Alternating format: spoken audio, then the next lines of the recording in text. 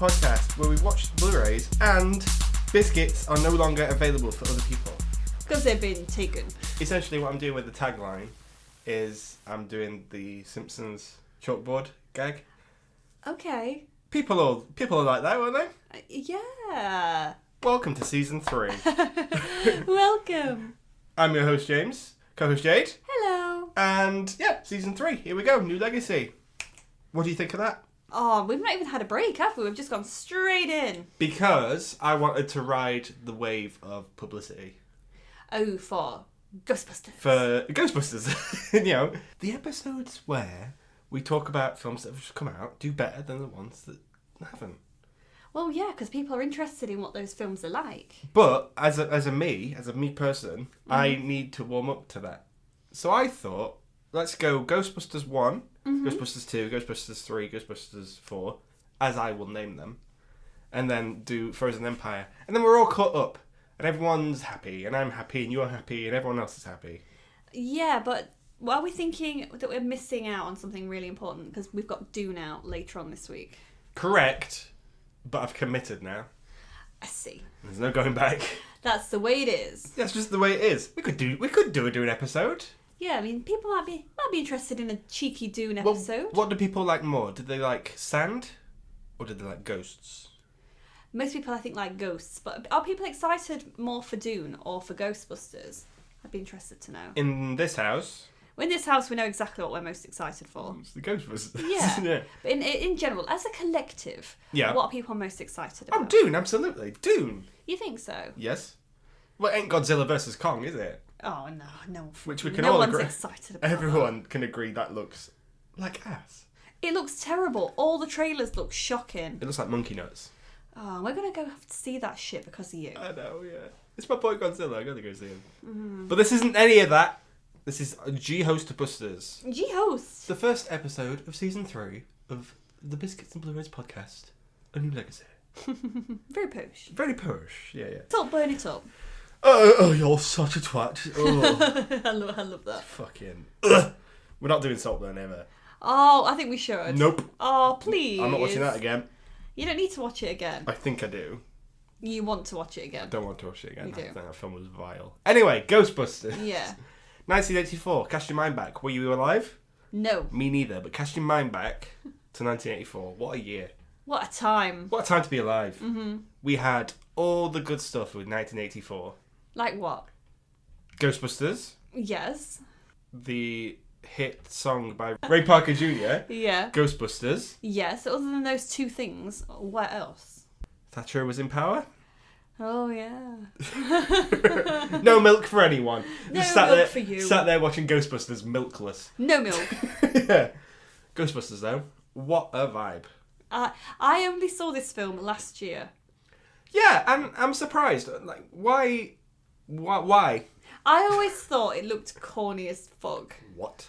Yeah, I loved the design of them. I loved the kind of ghosts you used to see. I loved this, from like all the promo stuff. Mm-hmm. It's pretty out there. You know, whenever they show like clips from like famous movies and stuff. You know, like documentary programs, like the movies that made us and stuff. Yeah. This is always on there in some place. Because it's an iconic movie. And I always thought it looked a bit cheesy. Right. And because I didn't grow up watching it. Okay. I don't know why, because it seems like it'd be right up my mum and dad's street.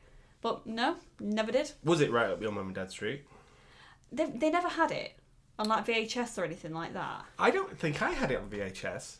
Although I remember watching it on a square TV. I remember the second one coming on TV quite a lot, because I remember all the Statue of Liberty stuff. Mm-hmm. And I always used to catch the end and think, oh, this is really interesting. But then, I never watched the film. I don't know why. I think I watched the second one first as well. But we'll talk about it more when we get to the second movie. But I think the second one is more catered for kids. Yeah. This is just 4 guys dossing about in New York. Literally living their best life, doing what they love, which is busting. It makes them feel good. It does indeed. Let's go back to the origins of this. SNL. Are you a fan? I can't say I've watched it. Okay, yeah, sure. But back in its heyday, and I mean heyday, we had people like Bill Murray, Dan Aykroyd, Chevy Chase, John Belushi, all these big comedy greats, basically. Comedy icons, you Yeah. could say. They stopped doing SNL and they branched out into movies a little bit. Caddyshack, Yeah. Trading Places, that sort of thing. Mm-hmm. Blues Brothers. Yeah. Dan Aykroyd is mental. You can tell he's absolutely batshit, can't you? Yeah, because he wrote this with the help of Harold Ramis. Egon Spengler. Yes. And he has a fascination with ghosts and paranormal. I've heard that, yeah. Yeah, because, like, okay, first of all, this isn't a plug for his vodka. I just think it's weird that he sells vodka. Why is it weird? Because you've got loads of celebs now kind of endorsing or selling their own alcohol. Hasn't Kylie Minogue got her own wine brand? Yes? It's really like Kylie Prosecco. Oh, You should be so lucky. Is that? Oh, That's not the terrible. tagline, It's is not. it? I better not. You should prosecco lucky? No. No, it's terrible. No. Okay. This is why I don't But work yeah, in like episode. Cliff Richard got his own wine It's as well. Certainly got his own fucking calendars. I'll tell you that much. Oh. Dan Aykroyd's parents were big on the paranormal as well, and this is where his interest in it lies. Yeah. I think one of his parents was a medium. Okay. And one of the other parents was a large. Oh, I sucked you in. No. I sucked you in with a joke. Did you like that? No one laughed. No. You've never met anybody quite as disappointed as I am right now. What I'm going to do is I'm going to go through the previous episodes and find a bit where you laugh and just edit that in. Oh no. But genuinely, one of his parents was a medium. And the others are large. And the others are large. No, seriously, medium, ghost. Medium ghost. She's a medium ghost. not a large ghost, very, very average. And he got obsessed with it as a kid, I guess. Mm-hmm. And he's really took that with him. Don't you think in general then most kids at some point get obsessed with the paranormal or with ghosts? I think the paranormal is quite interesting, though. I remember being at primary school and all of a sudden everybody in my year just was like, oh, ghost stories, oh, scary films, oh, based on a true story. You know, the kind of paranormal activity stuff that you see. That went around on the internet. I was brought up with Blair Witch and stuff. Believing it was all real. I remember one RE lesson, religious education. And we were talking about the occult. And our RE teacher went, I can't tell you anything, but you shouldn't read into it. And all of us were like, whoa, what are you talking about? What's going off? And he was like, no, you should not read into it. And that freaks us all out. And that's the thing, I think. We were 26. Maybe you want to know more about the things that seem a little bit taboo. But I think Ghost is one of those things. So I think a film like this, it kind of, it's dipping its toes in a little bit, isn't it? Do you believe in ghosts? Cute. I think I believe in something. I don't know if I'd say ghost exactly. Okay. We'll leave it at that. What about you? No, I don't. Why? Because I haven't seen a ghost. Yet. Well, if I see a ghost, then I'll be like, yeah, that's a ghost. Can confirm ghost. And then I'll be like, okay, I've seen one now. You know, if I die before you, I'm going to go get myself some chains and just be like, whoa. Oh, you're going to Marley like and Marley. Marley and Marley. Woo! Yeah. After the success of the Blues Brothers, Dan Aykroyd could basically do whatever he wanted. Blues Brothers is a great film, by the way. It really is. It's such an amazing movie. And he thought, right, I'm going to do a film about ghosts, because write about what you know. Because Busty makes me feel good. It makes him feel good. That's all he wrote. That's how he pitched it. Busty makes me feel good. And everyone was like, here, Dan Aykroyd. Here's some money. Here's some money, make a movie. No, that's not what happened.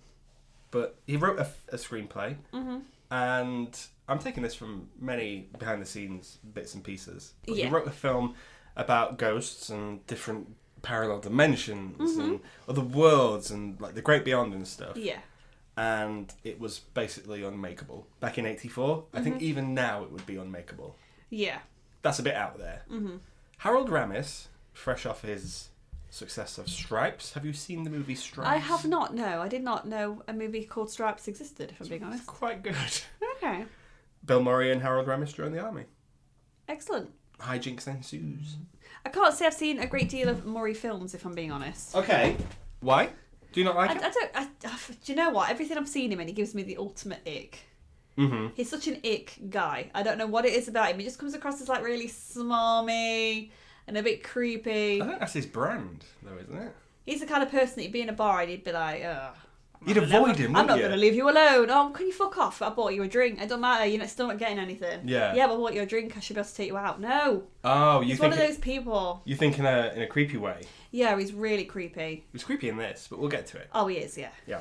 So anyway, Harold Ramis came on to touch this screenplay up, and it was like, okay. And Bill Murray was like, I've got to be a part of this. No, actually. Touching it up. Bill Murray...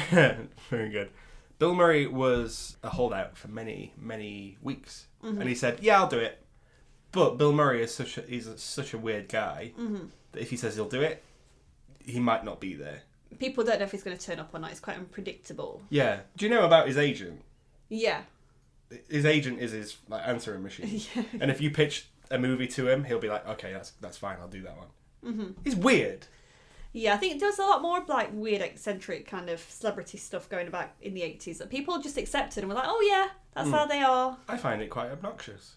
It is really obnoxious. Yeah. I don't know if you'd get work nowadays acting like that, unless you were really, really big. I think Bill Murray will always be in work. Yeah, Bill Murray would be, but like for example nowadays, if you were to try that shit, yeah, it'd quickly spread about that you're a twat. Do you know what I mean? A bit of a twat, hard to work with. Yeah. I think that's what happened with Chevy Chase.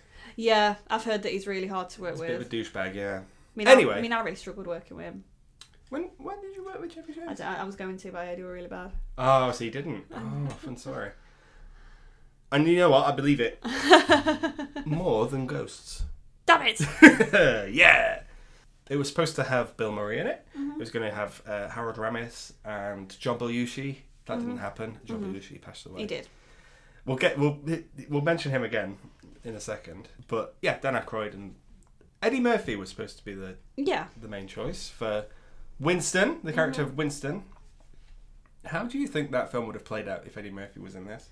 I think Eddie Murphy would have ended up with more screen time in it, and I don't think that Winston works getting more screen time in this film. Yeah. Because I think that I said this to you as I was watching it, because obviously we've seen the behind the scenes bits before, and his character initially had a lot more to do. Mm-hmm. But watching it back now, you realise just how different he is from the other three, and the fact that they are so nerdy.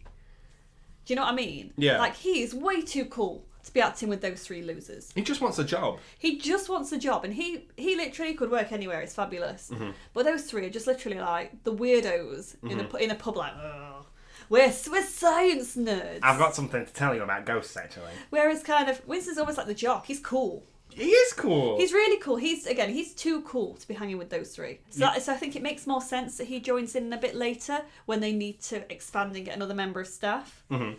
Because especially because, again, they're in the news and stuff now, he brings them up a little bit to a cool level. I think he makes it a bit more relatable. Because everyone is, I think, two of them are scientists and one of them's a psychiatrist or whatever.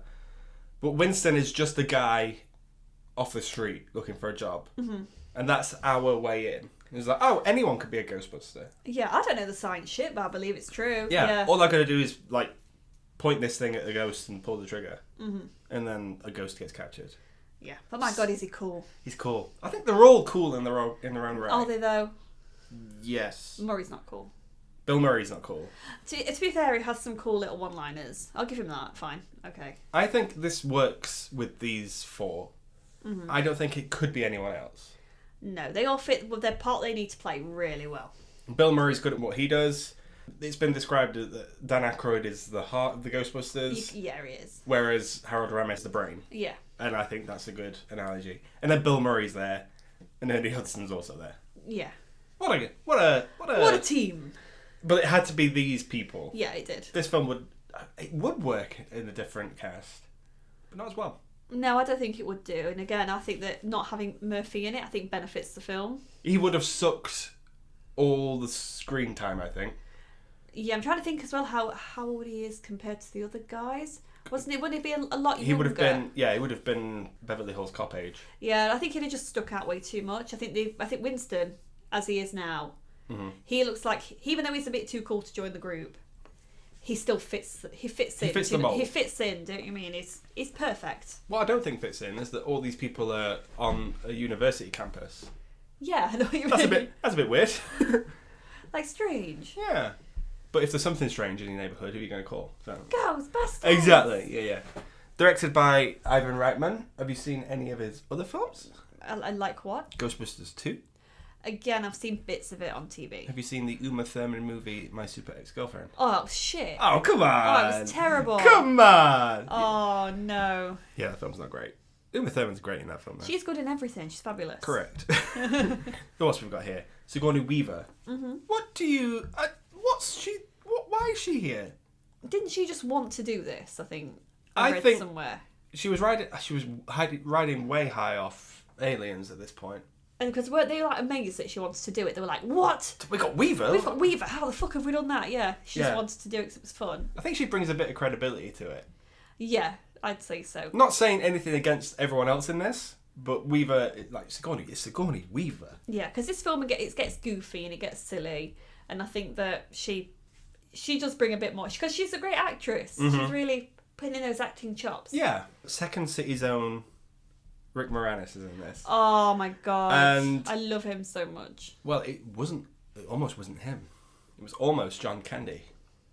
Okay. Uncle Buck. No, it needs to be Rick Moranis. There was storyboards of John Candy doing this, and he was going to play him like a German guy, like a fat German guy. Like, okay. I imagine like Big Summer Blowout guy. Oh, that'd have been too silly though. Correct. But he said, "Okay, this isn't for me. I know when I'm miscast." Yeah. But there's a guy. You should check out this guy, Rick Moranis. Mm-hmm. And Rick Moranis is the best part of this film for me. Oh, he's so cute. I love him just running around Central Park with his shirt all undone. I think he's completely watchable. I think he is good at improv anyway. He always has been. But the scene where he's having the party and he's going off, so like, oh, I got the breeze at room temperature, and he's going around telling every people's jobs and stuff. That's all improv. And he's so talented, and he'd never lose his character. No, you already know my great love for him anyway. Little Shop of Horrors. Oh, Little Shop of Horrors. Honey, I Shrunk the Kids. Honey, I Shrunk the Kids, of course. Oh, he's such a baby. I love him. Brother Bear. No. Oh, come on, he's one of the Moose. Meese? He's Mooses? a Meese. He's a Mooses. Yeah. 2 moose is a Meese. No, it's not. Okay. This film, I think it takes a while to get going. Yeah, because we kind of get the kind of... It's the origins, isn't it, really, of how the group forms. Yeah, I'd say as an origin movie goes, it's quite good. Yeah, I think what breaks it up in the beginning is that we get Sigourney Weaver's storyline quite early, with the fridge stuff, and then it completely drops. Yeah, until like they figure out what's going on. I think that goes on for a little bit long in the beginning bit. You know, as it all happens, and then she's fanning about at the fire station, and then she's messing about at home, and Bill Murray's being creepy. But we've still got to establish the Ghostbusters as the Ghostbusters. Indeed. They've hit rock bottom almost, where they don't have any money, they don't have any facility because they've been kicked off the campus. Which good. These are grown men. Grown ass men. Grown ass men in college. It's weird. They're professors, aren't they? No, I didn't think they were. Were they studying? They were studying. They were doing studies and tests and stuff. I think some universities, I'm not sure if it works the same over here, but in America they can stay on and do stuff with the university. Yeah, they can have a particular area of study, can't they? Yeah, and I think that's what they were doing. But the dean's gone, no. No, we've pulled your funding basically. Yeah. Turns out I am afraid of a ghost. The dean says that's a line from the film. No. First of all, the props. I want to talk about the props in this. Because what is going through people's heads in the prop department? Because those proton packs are really clunky and huge, aren't they, really, on their backs? I think that's what I like about them. They're really awkward, almost. I'm not going to ruin what I think to the 2016 Ghostbusters, but that doesn't feel as... Those packs don't feel as heavy. Yeah. Like, they feel like they are made out of junk, but can, destroy a city, almost. That's maybe what I like so much about it. It's literally, it comes across as 4 guys are just literally scrapping about with whatever they can find with their money to make it work, basically. And they're dressed like exterminators. It's just like exterminators ramped up to 100. I do like that they are just guys, though. They don't glamorize it. They are men in overalls, and they're sweaty, and they're grimy. It's like they're obviously not washing these bits of uniform and stuff. Yeah, they end up covering loads of crap, but all they've got is literally just the Ghostbusters logo on. And they just look so cool. The car. Oh. If you want to talk about the car for maybe about 10 minutes. That car is beautiful. It really is. In so many ways. I like the logo on the side. I like all the stuff that's going on the grill at the front. I love the license plate. Oh, the Ecto-1. Ecto-1, yeah. I love everything that's going off at the top of the car for no reason. The car has no function. The car doesn't do anything. It just gets them from A to B, doesn't it, really? Yeah, but it doesn't power up the proton packs. Or does it? I don't know. No. But they've just got all these bells and whistles on for no reason at all. It's almost like a police car almost, isn't it? It's almost like a ghost emergency. Yeah. I mean, that's how they turn up at the hotel, don't they? It's like, literally, everyone, it's a ghost emergency. Yes, they'll be discreet. And then they rock Anything up, but discreet, yeah. It's like basically screaming. It's like, has anyone seen a ghost? Yeah. Ah, love it. That car is one of the coolest things I've ever seen. Honestly, I love it so much. Yeah, me too. How does it rank for you in terms of 80s cars? You know which one I'm talking about. You're talking about the DeLorean? Yes. I like it more than the DeLorean. I think I do as well. There's a lot of shit going off inside the DeLorean, if you know what I mean. I feel like in the Ecto-1, you could get all your mates in there, go off and cause some shit. It's great. Yeah, but it's still a good time. Yeah, the DeLorean's what you hang around in with your weird best friend. Your weird scientist. Weird eccentric best mate. What's going on in the 80s that everyone's friends with scientists? It was just the way forward. We don't have films like that anymore. No. Because science is bad. Okay, sure. Yeah, no one ever believes scientists anymore. Every Ghostbusters film, they have to prove that they're doing stuff that's legit. Yeah. Literally every Ghostbusters film. And I think maybe that's a bit too far-fetched. But that happens in the real world. So maybe it's not that far-fetched. The little bit players as well. I think all the extras are doing their bit as well. Janine Melnitz, Annie Potts. She's the receptionist. Oh, she's iconic. She's literally she's the New Yorker, isn't she? Yeah. I'd say New Jersey, maybe. New Jersey. I can't do the voice. It's certainly not that one. Shut up. I'm not gifted when it comes to that. She's great though. I knew a little bit about Ghostbusters coming into it last year. Her character I didn't know anything about. Okay. So clearly she hasn't featured as heavily on any of the promo stuff, but I suppose she wouldn't really because it's mainly about the car and the guys and Slimer. But she's not without being in it. So because this came out and then Ghostbusters 2 came out, but then they had the cartoon that came out. Okay. The cartoon was huge. I remember it when I was a kid. I used to watch it all the time. I do not. And the merchandise. I've always been aware of the merchandise, to be fair. Yeah. This is a film it's a classic film that almost seemed to know it was going to be a classic film as it's filming, if you know what I mean. I don't think so. Oh no, I think it does. It's almost as if they know. I think they've got nothing to lose. A lot of money was put into it. I think this is the Columbia Pictures' biggest film, adjusting for inflation. This is the most money they've made on a movie, and I think it's a big risk. But I think the actors are playing it like, okay, we're just going to go in. It's another day's work. I don't think they're overthinking it. No, they're enjoying it. They're not, making it too deep and meaningful. Yeah, and I think that helps. I think maybe some of them are. Maybe Aykroyd's got a lot more to lose. I don't know. I feel like he's just like that in real life. Let's talk about the ghosts. I think this isn't far away from a genuinely creepy film. Some of the ghosts are creepy. Which one do you find the most creepiest? Honestly, the taxi driver, the taxi ghost. I think that's horrible, and it's clearly like an animatronic or something. You like the animatronic sort of ghost, though, don't you? I just like me an animatronic.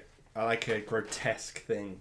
I like something that feels real, and I think that's what I like about this. And some of these ghosts. The librarian's quite good. Oh yeah, she's probably one of the best ones actually, because she looks like she could actually be there.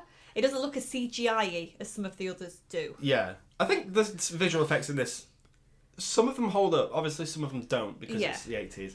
And towards the end it does feel a bit rushed. I think even some of the special effects artists said if we could go back we'd change this and this, but we didn't have time. Yeah, I think as well, as we get towards the end of the film, a lot of it feels very much of its time. I said that to you and you were like, no, it doesn't. Yeah. I think it does. Okay. I think that's part of the charm, though.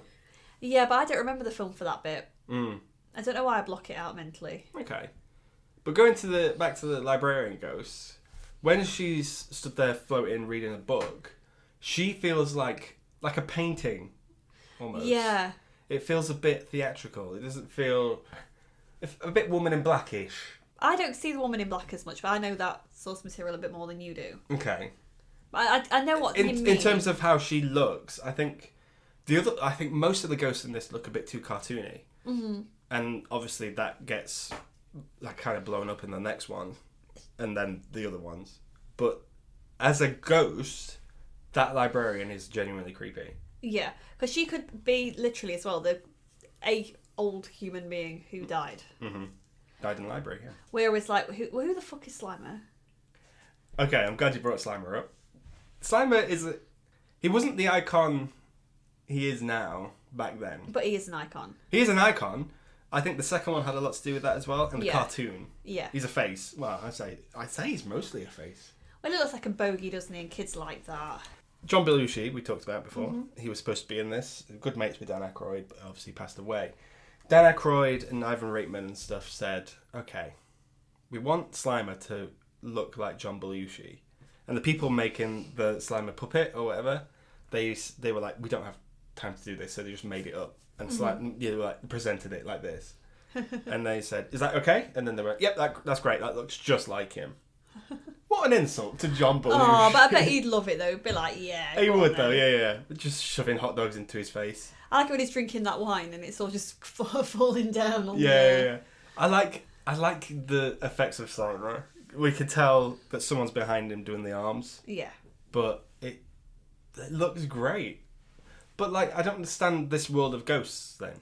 I don't understand the world of ghosts because they're all weird, aren't they? I mean, doesn't one come out the subway that's almost like a pterodactyl? Yeah, and then there's... Oh, actually, there's not many other ghosts we see in this. We've said this, didn't we? To say that this is a film called Ghostbusters and it does feature ghosts. We don't really get much of it in this. Well, we counted it. We counted how many ghosts they caught in this. Well, we saw them catch in this film. Mm-hmm. Obviously, there's a montage that make you feel like they're catching more than this number. Because we get the amazing song. Yes. And all we just see them do is just run around holding these traps that are just, like, steaming. Yeah. We only see them catch one ghost, and that is Slimer. Mm-hmm. But I feel like that scene is played out so well that you don't need to see them catch ghosts. Because I was like, oh, they've only caught one ghost. I feel ripped off. I miss a good 80s montage where they'd play an entire song in the middle of a film, and it had moved the plot along. Just showing little clips because it keeps flashing back to Sigourney Weaver. We're kind of watching their growing fame. We get little newspaper clippings. I just love it. I think it's so cute. Yeah. And we just see them kind of rolling around in their little ambulance every now and again. It's great. But I think it owes a lot to that first scene in the hotel. Yeah. Because obviously we know what's happened in the hotel, so we think we're playing it out in our head. Exactly. So they've gone to like a Chinatown. Mm-hmm. Oh, I can't imagine what that ghost look like. Oh, they're coming out with a trap. Great job. And in our head, we've seen them catch that ghost. Yeah. We can imagine it. And all the extras are obviously reacting around them, and they're doing different things with these traps. 1 minute they're running down the street with these proton packs on their back, looking like they're going towards a hazard. They were just running around New York. They didn't tell anyone that's what they were doing. So people are just saying, is that Bill Murray with a big thing on his back? Just running towards the camera. Good times. But they're reacting in a way that makes us feel like, oh, that's the Ghostbusters. Yeah.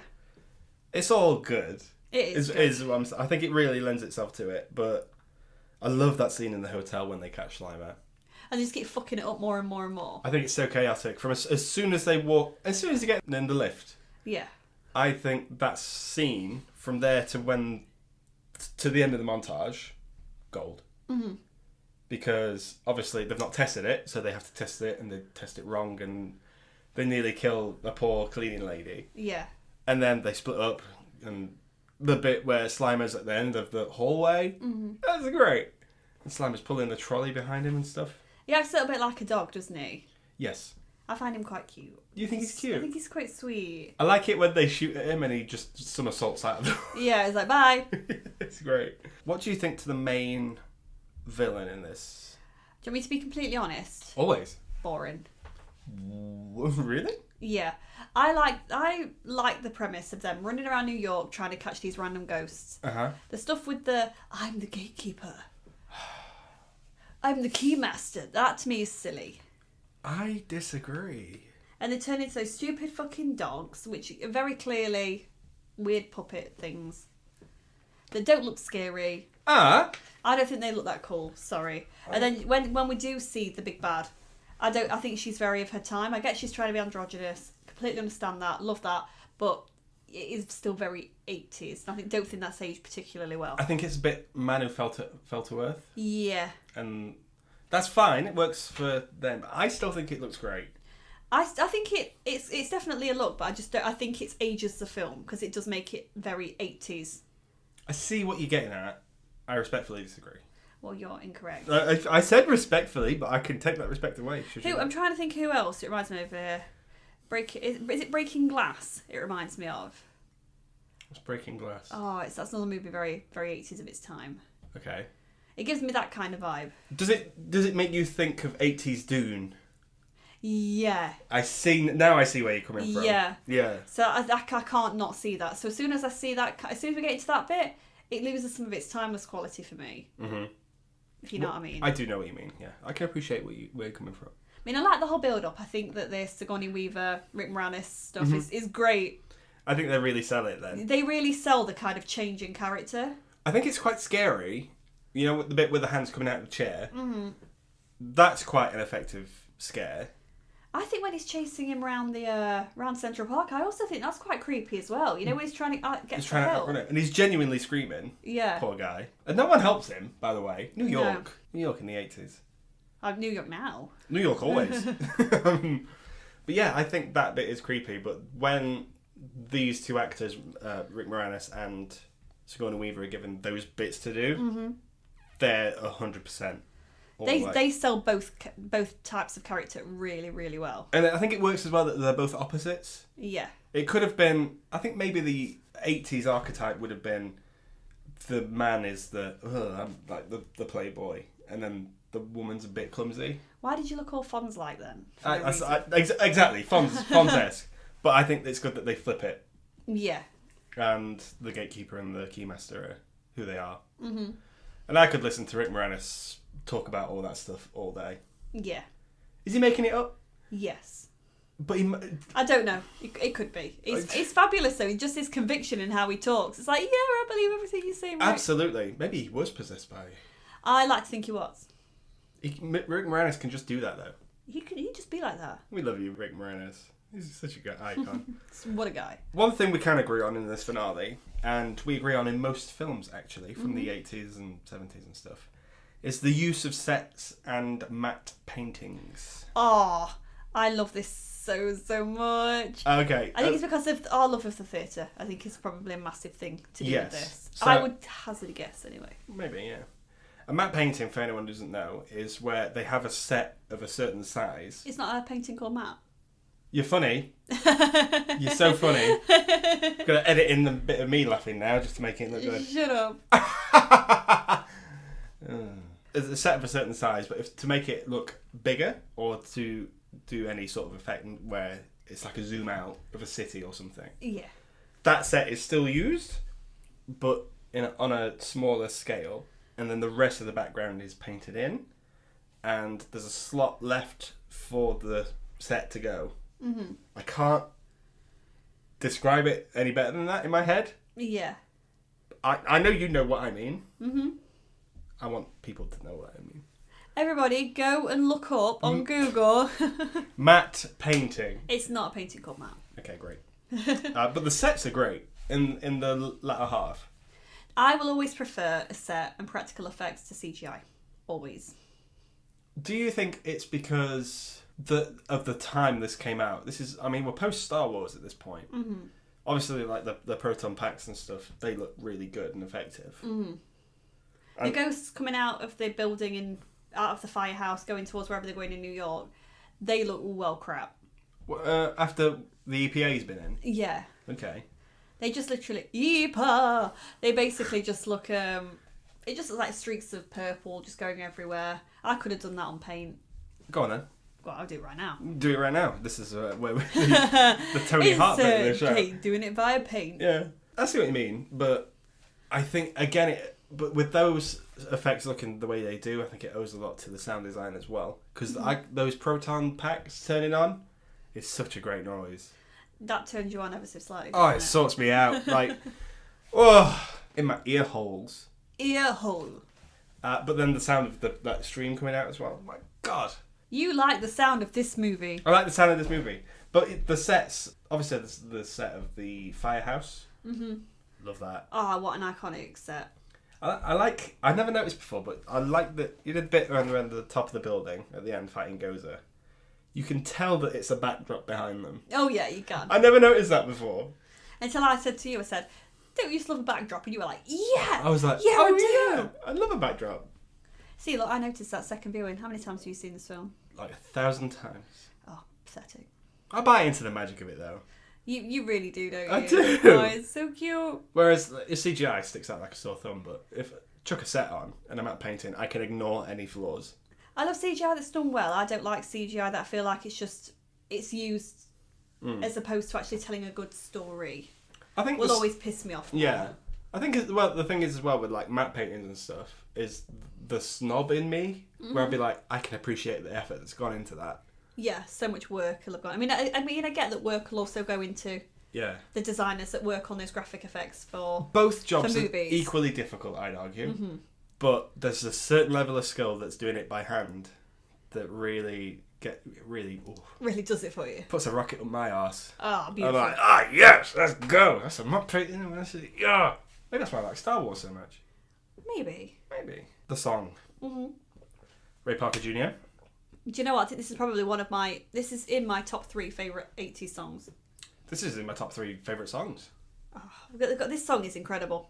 I love this song so much. They came to him and they were like, well, you need to do something with this. And he was like, okay, I can't. Like, what can I possibly do? But they showed him a bit of the film, and it was the bit where they were all chanting Ghostbusters at the end. And what a time to be alive in his head for him to go, if there's something strange in your neighbourhood, who are you going to call? Ghostbusters! Oh, iconic. It's a great song as well. Neighbourhood Watch doesn't quite have the... No, it doesn't mean, yeah. The police! No. Guys, we love this song so much that we hired a pianist based purely on his ability to play this song. Yeah. Our wedding pianist, we were like, oh, what songs can you play? And he was just like, oh, name a song. And we just went, Ghostbusters, as you do. And he went, Ghostbusters, okay. Like this. And he just fucking played it. And we were like, you're hired. You're hired. Like, Ben, if you're listening. We love you. We love you so much. And when we talk about this film, is this a Halloween film? Is this something that gets cranked out every Halloween for people to be watching? No. You don't think so? Why? I don't think so. I know it's ghost-based, # Halloween. But there's something about it that I think you could just watch all year round. I think that as well. I mean, before I watched it, I always assumed that Ghostbusters was a pure Halloween film. Mm-hmm. And to be fair, I could watch that every October and be happy. Yeah. But there is something about it where you could literally just watch it anywhere. Because it's not very October themed, is it? I mean, it's very autumnal. I think it's a bit more Thanksgiving-y. Maybe, but this trees are all green, aren't they? It's not very autumn-esque. But it's cold. People are wearing jackets.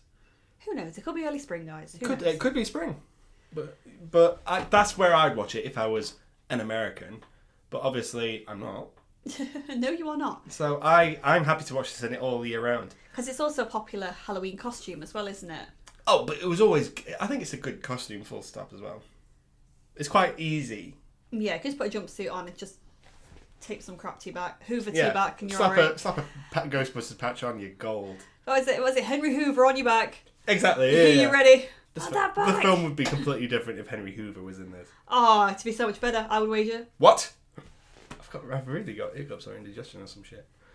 Also, can we just put an FYI out there? I also saw them filming Ghostbusters Frozen Empire in London. And you didn't appreciate it?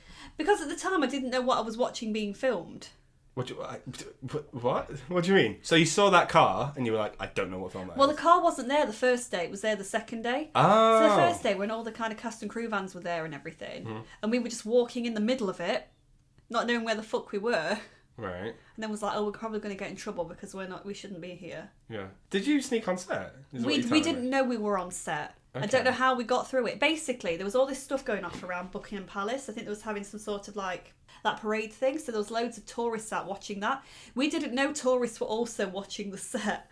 So we went through the barriers just thinking that it was where the parade was going. Mm-hmm. So we ended up in the set.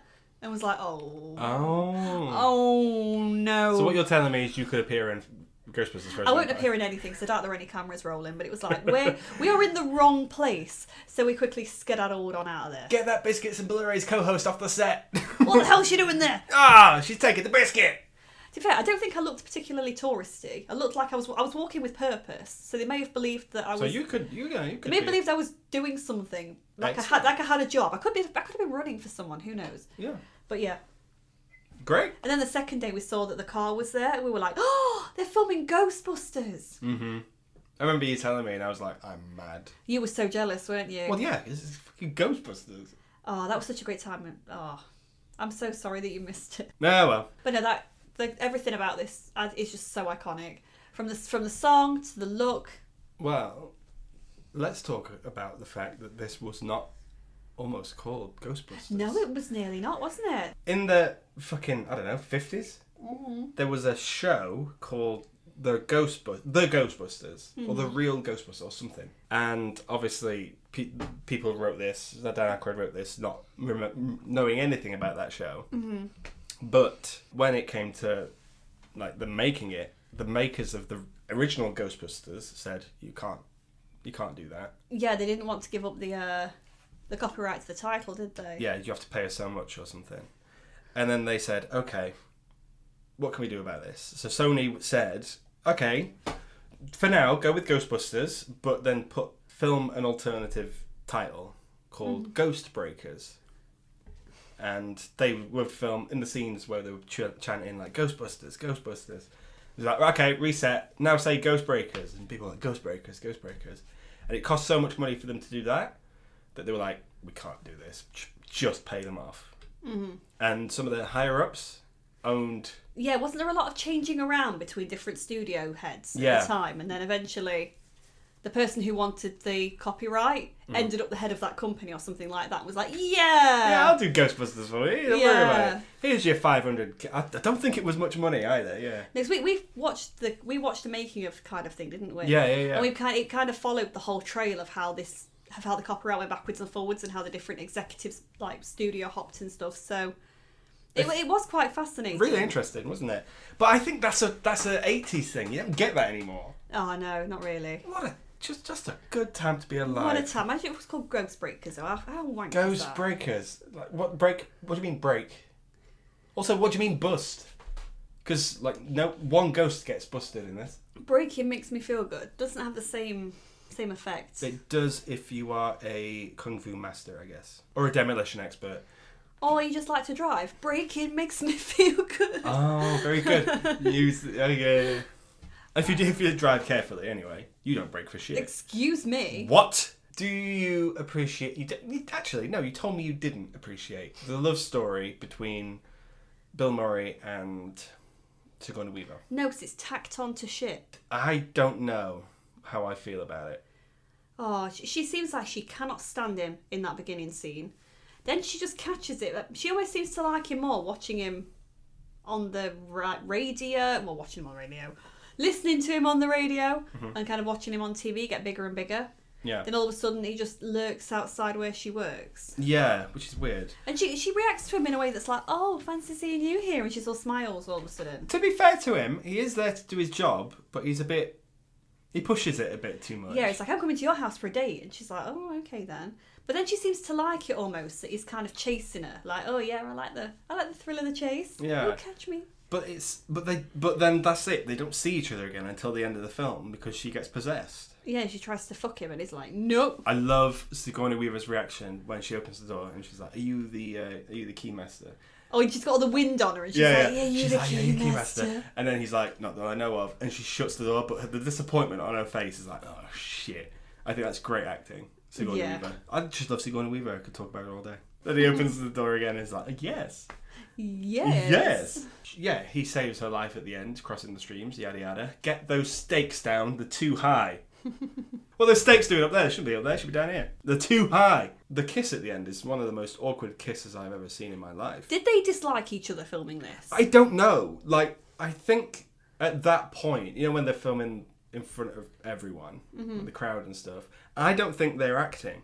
I think those people are there to see Bill Murray, Sigourney Weaver, Dan Aykroyd, Harold Ramis, and so on. The fact that they kiss, it seems a bit weird, and it seems a bit like, okay, you're only doing it because the crowd's there and she can't say no. They don't have any chemistry whatsoever. Sorry.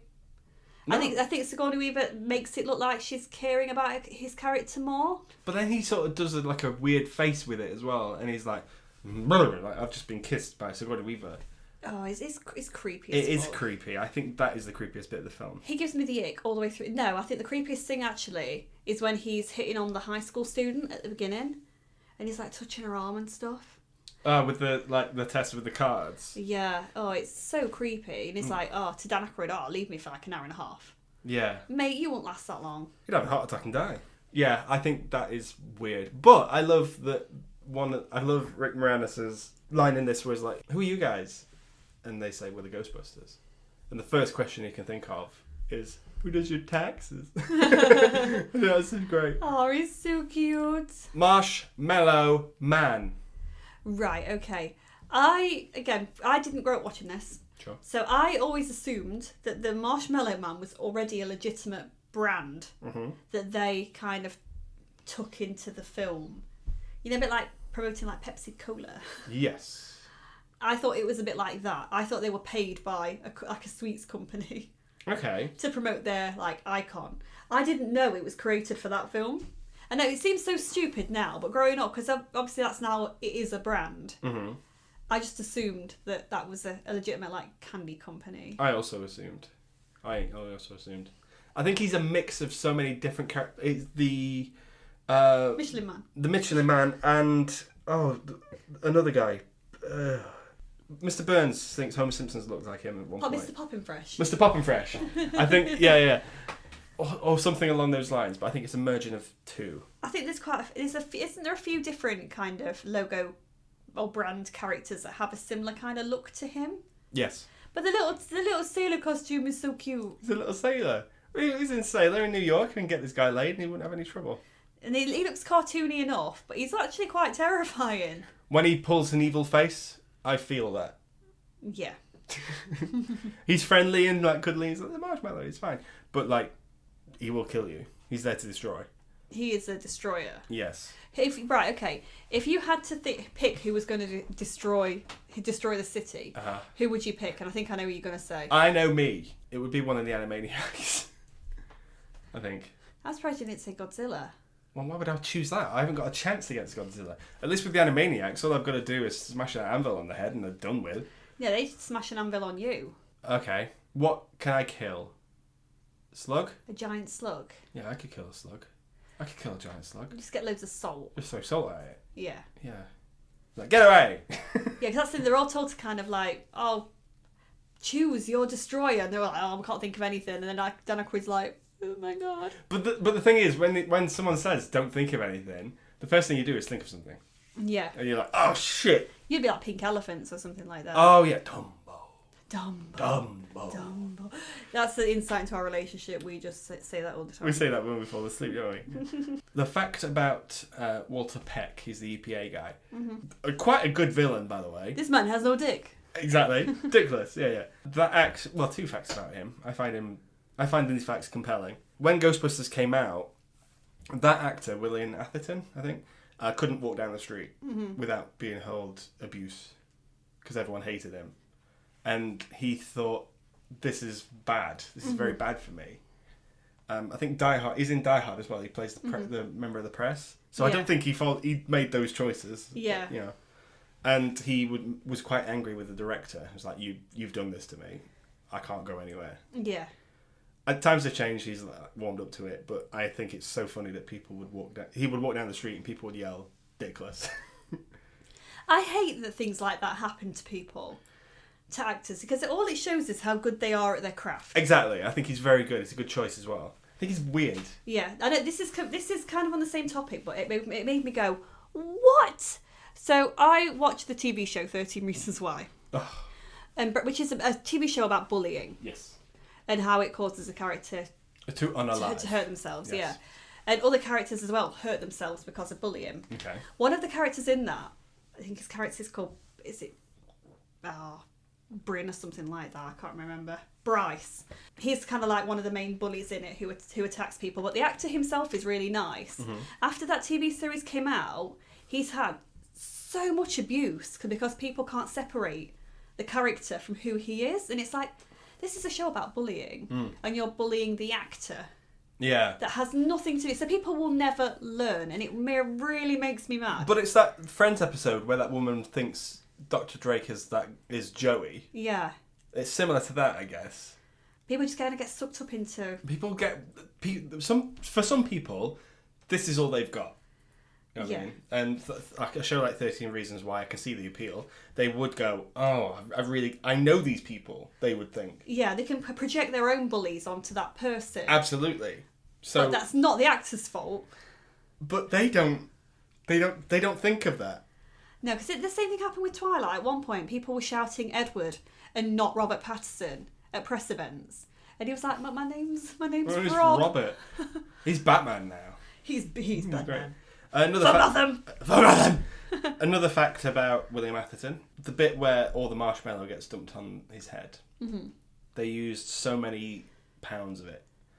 And when they said, okay, we're going to dump so many pounds of this marshmallow stuff on your head, shaving cream I think it was, we're going to test it on a stunt double and then we're going to put you in there when we come to roll it. He's like, okay, great. When they dumped the shaving cream on the stunt double, they KO'd him. They knocked him out. And this William Atherton's like, I'm not doing that. What are you thinking? Yeah. I'm going to die. So they took out quite a lot of shaving cream for his take. I wonder how much shaving cream you'd have to use on a person to knock them out. Maybe 2 cans, if you throw them. Just literally throw 2 cans of shaving cream at a person. You're going down! You're going down! The best a man could get, one could say. Oh, shut up. So, well, I think that's Ghostbusters. We don't need to talk about the plot of the film. People know the plot of the film. Yes, it's Ghostbusters. It's iconic. This is what we think to all the different cutesy little elements. I think when it comes to the second one, there's a lot more I want to talk about. Mm-hmm. And when we get to the 2016 one, there is a lot more. Because I'm going to play devil's advocate a lot in that one, I think. I've not seen it, so I can't... Oh, you're not? No. Oh, I'd be interested to know what you think. Yeah, so a lot of these films now, bar the most recent one, and the second one I've watched a bit on TV, I've not seen them. Okay. So they'll be first watches for me. Okay. So I'm quite excited. I see. Lower your expectations. Okay, and I'm not going to lie, guys. Frozen Empire is the number 1 movie I'm looking forward to this year. Yeah, and Dune's before it. Oh, only you. I think Dune looks really good. I'm there for the worms. It will probably be really good, but no, Frozen Empire. Ever since I saw that first trailer, anything that plays Cruel Summer has got my attention. I see, yeah. Which one's that song? It's a cruel, cruel summer. Oh, now okay, you're gone. But yeah, I'm looking forward to Ghostbusters Frozen Empire as well. Because Afterlife was great. I hate to spoil what I'm going to say in that episode, but I think it was good. I thought it was alright. It did what it had to do, which was bring Ghostbusters as a franchise back to life. Yeah, because it was... It was dead. Yeah. Yeah, it was a dead franchise. I want to do a shout out to the video game as well. Okay. I just can't... I can't go without talking about it. Apparently, it was technically Ghostbusters 3. Mm-hmm. Because all the cast came back to do it. And that is a game where Dan Aykroyd was allowed to do his other dimensions and stuff. Oh, bless him. It plays quite well. I think that would never have worked in a movie. Yeah, things like other dimensions and shit, that's where it can really live on a gaming platform. Ghostbusters, though, turn up in the comic books against other things. So I think at the minute there's a run of Ghostbusters and Godzilla, I think. Oh, what a time. Or something. I might be making that up. Dracula. Something along those lines, genuinely. But yeah, I think that's great. I think they're quite iconic, and I think it's because of this film, no other film. Mm-hmm. I agree. Yeah. Better than Space Jam? Yes. Yes, it is. Yeah. You think it is too? Well, but it makes me feel good. And what in particular makes you feel good? Bustin'. It's a great film. It will never get old. Every single one of your reviews on Letterboxd is Bustin' makes me feel good. I will never change that review on that Ghostbusters. But it's lightning in the bottle. If it was any other circumstance, this film wouldn't have worked. I think the same about films like Back to the Future, though. Yeah. Any other cast, any other circumstances, that film wouldn't have worked. Yeah, I agree. I feel like this is another one of those films where so much of the elements to this are so fantastical and weird. They only work with this cast and these crew members and stuff. I think they're great. Yeah, I would agree. Very good point. That was Ghostbusters. Woo! Busting makes me feel good. First episode of season 3. How'd you feel? I feel great. Well, I feel alright. Oh, you're such a twat. Oh, you're such a twat. Yeah, guys, please can we try and get Saltburn done I as the don't want to done do as a Saltburn. podcast. I don't want to do Saltburn. I don't want to watch that film again. It was vile.